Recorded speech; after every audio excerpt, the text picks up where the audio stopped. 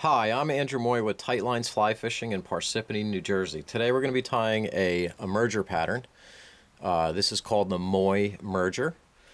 This is a pattern, there's a lot of really good emerger patterns out there, with trailing shucks and, realistic that work very well. This is a unique pattern that takes it a step further, but it's not hard to tie. It's very simple. It basically merges a nymph and an adult mayfly, and there's some tying that's done off of the shank, and there's a simple solution to doing that that really brings this fly to life. So to get started, we're using a 102Y Umpqua Tiemco hook. So it's a Tiemco 102Y and a size 13. And we're going to get started just by laying a little thread base, coming back toward the bend of the hook. Okay, and the first step is going to be to tie in 3 strands of pheasant tail. So just 3 simple strands of pheasant tail, and these are going to be about half the length of the hook shank. So about half. I'm going to lay them in. That's from right at the bend of the hook is the tie-in point. So that's where that length is going to be from. So I'm going to come down the bend just a little bit, not too much. Okay, and there's 3 of them there. I'm going to break those off. You can cut them with your scissor if you want, but that's a quick method of getting rid of them. The next step, we're going to use a little bit. If you look at a this is a Hendrickson emerger we're tying. And if you look at a Hendrickson nymph, it's got a little bit of a dark spot on the back of the abdomen. So I'm going to use a dark brown SLF squirrel dub. This is a really good nymph dubbing. It's just a nice spiky dubbing. So we're going to do a little bit of a black area in the back there, and then we're going to transition to the same dubbing but in a red brown. So again, this is the SLF squirrel dub now in red brown, and very simple. We're going to now dub an abdomen, and we're going to dub this about a slight taper, about halfway up the hook shank. Okay, we don't want to crowd the eye. We don't want to come too far forward. I think that's a big mistake a lot of people make when tying nymphs, is they tend to bring their abdomens way up and they leave themselves a small area for the thorax. So just about halfway, maybe a little bit past halfway, and that's our abdomen. So the next step, we're going to tie in a piece of turkey. So a little section of turkey. I've selected a section here that's maybe a 1/4 inch wide, maybe a little less, 3/16 of an inch wide. And I'm going to take this, and if you look at it, this is the side that's attached to the quill. It's a little thicker. I'm going to cut this side square, and if you look at this feather, it's kind of, you got the vibrant side that the turkey shows you when he fans his tail. That's the side we want to have up, but not when we tie it in. So when we tie it in, the vibrant side is going to be down. And I'm just going to tie that in as a wing case. If I give my thread a counterclockwise spin, when I come around that turkey, I have very good thread control. Okay. And that's going to be tied in as a wing case. If it rolls a little bit on you, just move it up. Get that nice and tight, and that's right up against that thorax there. Now the next step to this is we're going to tie in Maxima in 6 pound. You can use ultra green, you could use clear, you could probably use chameleon, although the chameleon's dark in color. So if you're tying a lighter colored bug, it may make the dubbing bleed darker. So I'm tying this in right in front of the wing case with the curve up. If you see, this mono is curving upwards, and I'm not coming way down on the thorax area. I want to come down a little short of halfway, and then I'm going to take a little bit of Zap-A-Gap. This is a brushable Zap-A-Gap. This is a great product to have on your bench for fly tying. I mean, there's so many applications you can use this for, but I'm just going to brush a little bit of that right where that's tied in. That way it won't slip out. Now I've got the tag in the back here. I'm going to cut the tag there. So I got rid of the mono in the back, leaving this here. So if you see where that's tied in, it's about the middle of the thorax, maybe a little bit behind the middle. So I'm going to continue my dubbing up to that mono with a little bit again of squirrel, the red-brown squirrel, SLF squirrel dubbing. Fantastic, again, fantastic spiky squirrel dubbing, really good for nymphs. So we're going to dub just up to that mono. I'm going to bring my thread just in front of the mono and let that sit there. Okay, the next step is I'm going to take two feathers from a whiting hen neck. Okay, this is a natural dun color. Okay, and you can see the skin is natural because if you look at the skin, it's never been dyed. Okay, and I'm going to take two of those feathers, and one at a time I'm going to burn them. You can burn both as you get better. You can stack them and burn them in one shot, but I'll just show you individually. So to burn these, we're going to take the burner. Now this is a caddis burner. I know we're tying a mayfly, but I like the caddis burners for these smaller mayflies, 12 and under. If you get into the really big green drakes, they make one that is a mayfly burner that will work better. But for these smaller mayflies, like let's say size 10 or 12 and under, I like this one. This is the number 2, by the way. So they have a number 1, a number 2, and a number 3.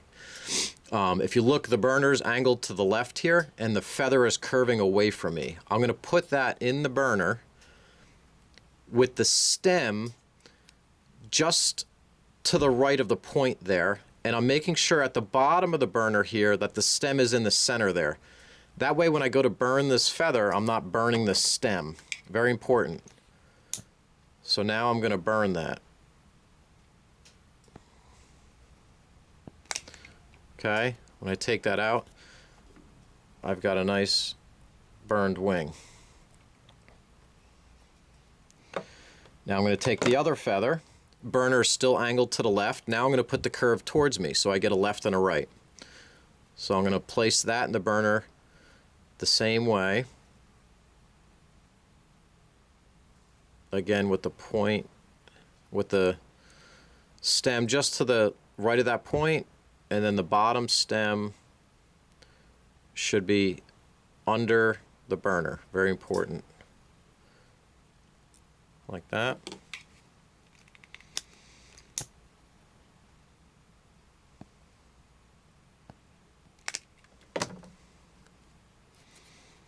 Okay.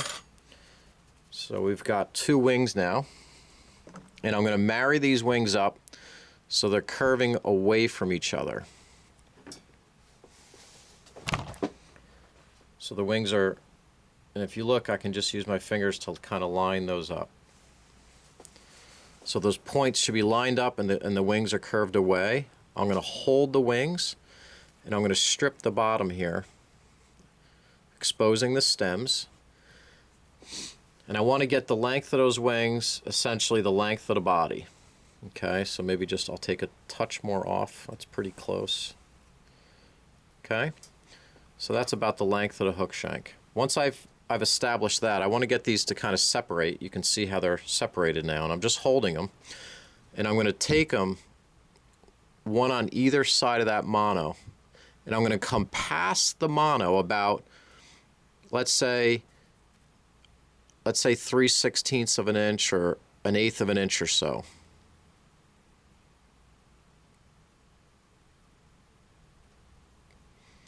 And I'm going to hold them there, and then while I'm holding them there, I'm going to take the mono and bring it up into my fingers. I'm going to come around and do a loose wrap, kind of keep those on top, and I'm going to wrap that right up to where the base of the mono is. When I let go, those 2 wings should be set there. Now, I want there to be some bare stem before the wings start, so if they're a little short, I can pull on those feathers to lengthen them a little bit. So I'm going to back off some thread wraps because I want them a little bit longer. So you see there should be about 1/8 of an inch from the tie-in point. Like so. So I'm going to lock these in now, and now I'm going to get rid of the rest of these feathers. I'm going to pull those up. And I'm going to trim, just watch you don't trim your mono. And I trim those feathers away.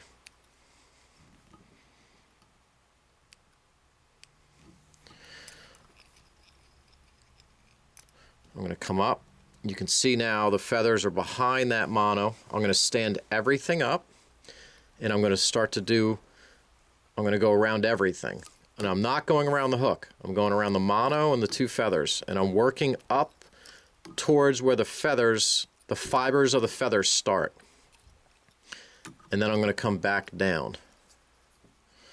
And I'm just kind of holding everything as I do that. Like that. And then I can start to separate them. So now I hold the mono forward, I pull the feathers back, and I start to get them to angle backwards.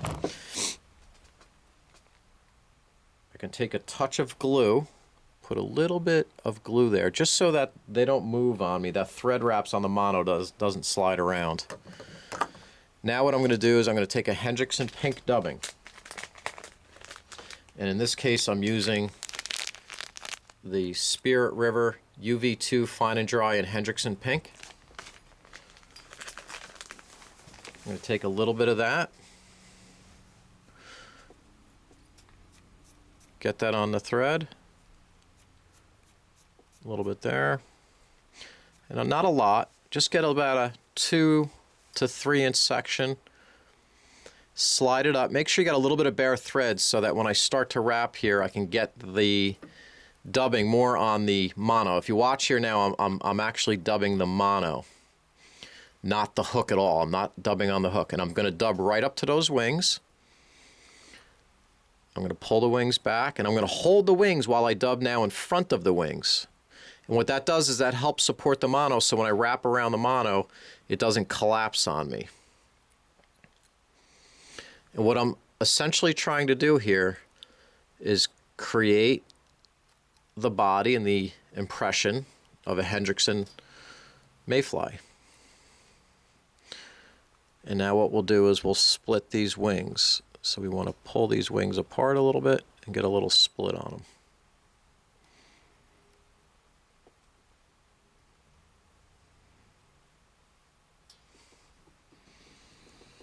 If you look now, I've essentially got a Hendrickson starting to come out. Now, if we want to make the bug a little thicker, I'm going to add a little bit more dubbing. I think he's a little thin right now.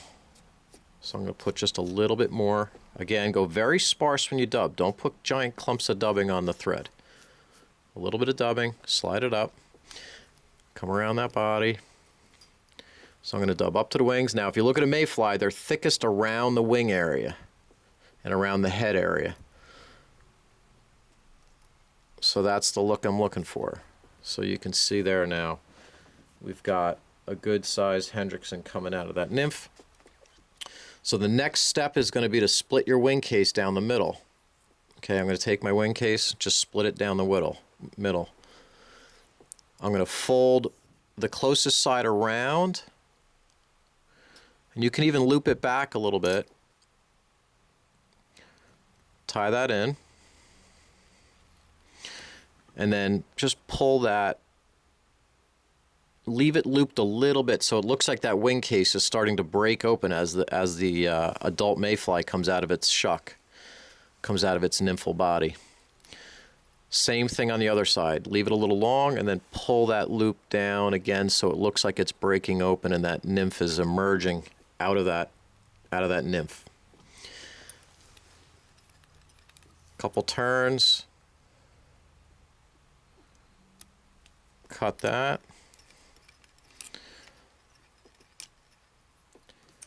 And then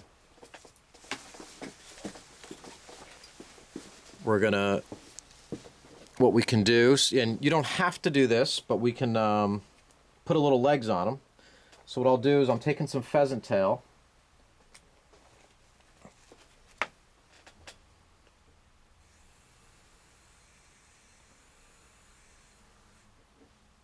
And I'm going to take 3 strands of pheasant tail.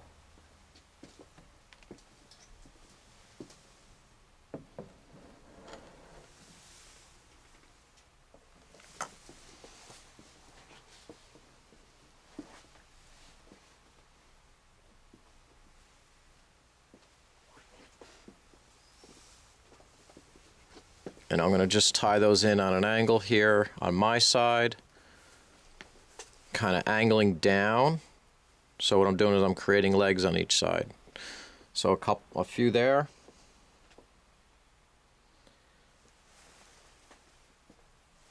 And then do the same thing on the opposite side. So I'm going to tie them in on an angle across like this. A few loose wraps. You know, they're long right now. And then all I do is just pull them to length. Real simple. Okay.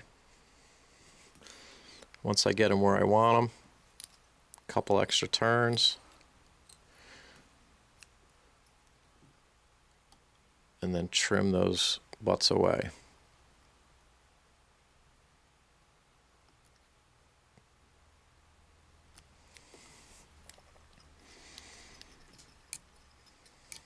Okay, if you want, you can add just a touch more dubbing, and before you stop, you want to watch how I burn this mono, and then how this fly really floats in the water. We have we're using a fly dressing that we have found to be unbelievable. It really helps bring this fly to life.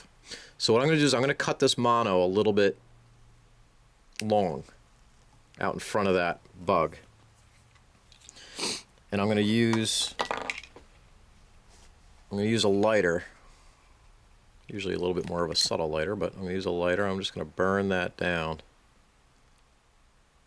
And you see how I'm protecting the bug so I don't burn the bug. I burn that right down to there. And you can now see how we've got this nymph with the Hendrickson emerging out of the nymph. Now what we do is we take this fly floatant. It's shamaki, I think it's pronounced. Dry shake. It's a liquid. It's the liquid one. This stuff is unbelievable the way it makes flies float. But we just take the top off. I use a hemostat to hold the fly, and all I'm doing is dipping the wings and the body of the bug, in that stuff. One shake, so I'm just shaking the fly, blow on the fly a couple times, and what'll happen is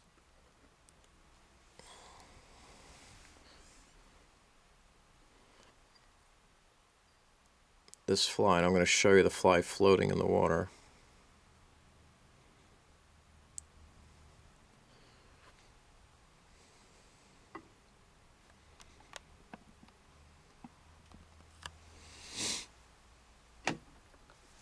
What'll happen is that body, once that nymphal body actually starts to absorb some water, that'll hang down, and this stuff's unbelievable. I mean, you can't sink the fly. Look at this. You sink it, it comes right back to the surface. And it's really an incredible pattern. Realistic emerger pattern. So that's it. Hope you enjoy it. If you have any questions on tying it or the materials, we have all the materials necessary here at the shop. Give us a call. Stop by. I'm would be happy to show anybody how to tie it. So if you want to stop in and want to see a demonstration, not a problem. Thanks for watching. Again, it's Andrew from Tight Lines Fly Fishing. www.tightlinesflyfishing.com. Thank you.